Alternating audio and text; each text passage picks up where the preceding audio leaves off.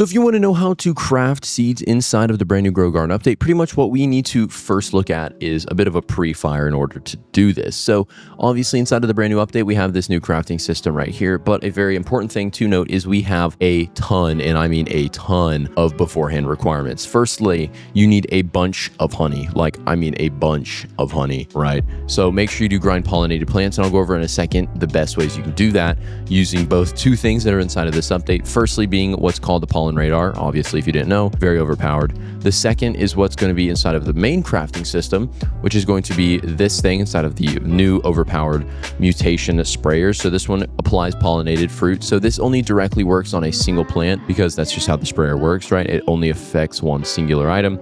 This does not remove, though, its overpowered ability, right? So I can look at this thing, which has frozen, and then I can boop, remove frozen, right? Same way this is also going to work is the sprayer is going to directly and specifically apply that one mutation onto the item.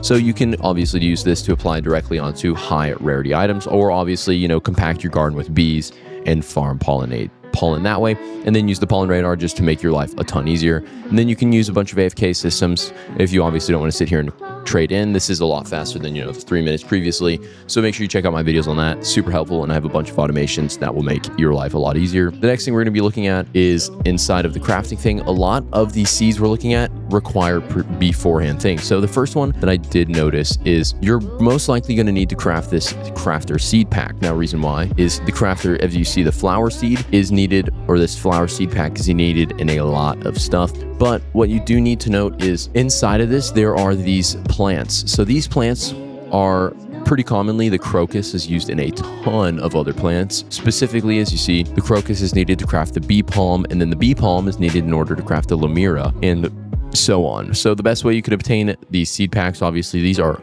guaranteed in stock every single time that this refreshes. So obviously they're always in here alongside a bunch of other, random crap you can get. But this seed pack is very much needed because then you can obviously craft the crafter seed pack, and then you can most commonly get a crocus seed. And then once you get the crocus seed, you can then work towards getting the bee palm, and then after the bee palm you can get the lemura, or you can work on getting the sun coil or other things, and so on. But do note, once again, you do directly need other stuff in order to craft it alongside honey. Once again, as I showed before previously, the best way you can grind honey is via either stacking out your entire base with honeybees, because once again, other things like queen bees aren't directly better for grinding pollinated plants, but I would honestly recommend just a bunch of honeybees or a bunch of pollen staffs and just smack them everywhere in your base.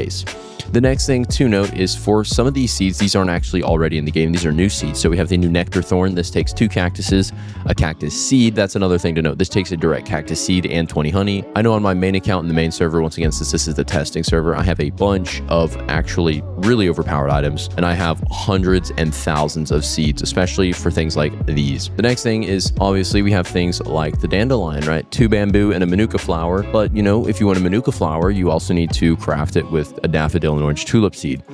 Now, if you don't have those, obviously you can macro buy stuff in the shop, which I have a bunch of videos on that. But then furthermore, the sun coil, right? This takes the plants itself. But if you want the honeysuckle, this was previously the best one in the Busy Bear event track, which was last week's update. This one was naturally obtainable at the very end, but now you can get it with a pink lily seed and a purple dahlia. This is really overpowered, especially considering now there's a very great way to grind stuff like this. But anyways, thank you so much for watching, and I'll see you on the next one.